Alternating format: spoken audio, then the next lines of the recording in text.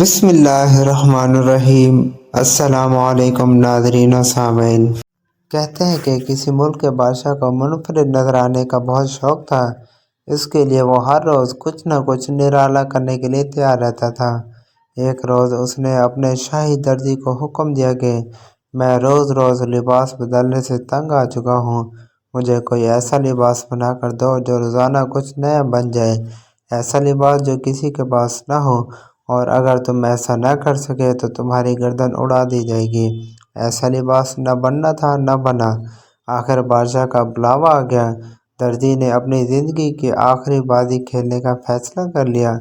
جان تو ویسے بھی جانا ہی تھی، کچھ چالاکی کر کے آخری کوشش کیوں نہ کی جائے۔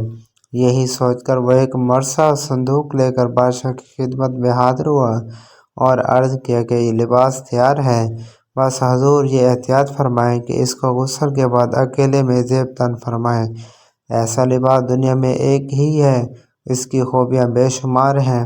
آخری خوبی اس کی یہ ہے کہ یہ لباس صرف عقل مند اور دور اندیش بندے کو ہی نظر آئے گا، کسی عقل کے اندھے کو اس لباس کا ایک دھاگا بھی دکھائی نہ دے گا۔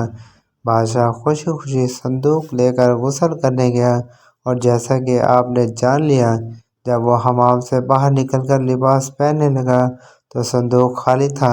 بادشاہ نے سوچا کہ لباس تو موجود ہے، مگر چونکہ وہ خود عقل کا اندھا ہے اس لیے اس کو نظر نہیں آ رہا۔ اب مسئلہ یہ تھا کہ وہ باہر کیسے جائے۔ خیر راستہ ایک ہی بچا تھا۔ وہ ننگے ہی کمر پر ایسے ہاتھ رکھ کر ایک بازو پھیلائے جیسے وہ لباس کا ایک پلو سنبھالے ہوئے ہے، دربار میں آ نکلا۔ اب دربار میں ہر شخص کو علم تھا کہ آج بادشاہ ایسا لباس پہن کر آنے والا ہے جو صرف عقل مندوں کو نظر آتا ہے۔ بے وقوف کو اس لباس کا دھاگا تک نظر نہیں آتا۔ سب سے پہلے وزیر اعظم نے اپنی نوکری بچائی اور واہ واہ کا شور بلند کر دیا کہ کیا لباس ہے، ایسا لباس کبھی دیکھا نہ سنا، کیا سنہری تارے ہیں، کیا لاٹے مارتا دامن ہے، واہ کیا بات ہے۔ جب درباریوں نے ننگے بادشاہ کے بارے میں وزیر اعظم کا یہ بیان سنا تو لباس کی تعریف میں سب کھڑے ہو گئے۔ اتنے میں وزیر اعظم نے صلاح دی کہ پوری رعایا کو اس لباس کی زیارت کروانا چاہیے۔ سب درباریوں نے اس کی تائید کی اور اگلے روز منادی والے ڈھول لے کر شہر کے گلی کونوں میں پھیل گئے اور ڈھول پیٹ پیٹ کر منادی کروا دی کہ ضلع سبحانی بادشاہ سلامت ایک انوکھے لباس کے ساتھ پورے شہر کا دورہ کریں گے۔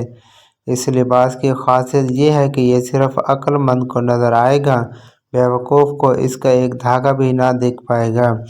اگلے روز کے سورج نے وہ انوکھا لباس تو نہ دیکھا کہ سورج بھی مہا مورخ تھا، مگر اس نے اپنی زندگی کا انوکھا منظر ضرور دیکھا تھا کہ ایک بادشاہ الف ننگا گھوڑے پر سوار، ایک ہاتھ میں ہوا میں ایسے اٹھائے جیسے لباس کا پلو پکڑے ہوئے ہے، چلا جا رہا ہے، اور اس کے جلو میں سینکڑوں چاپلوس درباری چلے آ رہے ہیں، اور رعایا سڑکوں کے کنارے کھڑی بادشاہ پر پھول برسا رہی ہے۔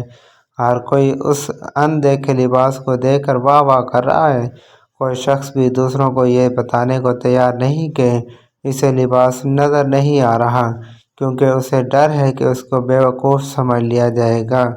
کرنا خدا کا یہ ہوا کہ یہ جلوس ایک کھیل کے میدان کی طرف جا نکلا جہاں بچے کھیل رہے تھے۔ وہاں کھیلتے سب سے چھوٹے بچے نے جب یہ بیت قضائی دیکھی تو چلا اٹھا، ارے دیکھو بادشاہ ننگا ہے، ارے دیکھو دیکھو سارے دیکھو بادشاہ ننگا ہے۔ باقی بچوں نے بھی جب دیکھا تو سب اکٹھے ہو کر چلانے لگے، بادشاہ ننگا بادشاہ ننگا۔ دوستو کوئی ہے جو مخلوق خدا کو بتائے کہ بادشاہ ننگا ہے؟ ہم ان میں سے کون سا کردار نبھا رہے ہیں، بادشاہ، وزیر، عقل مند، رعایا یا بچے؟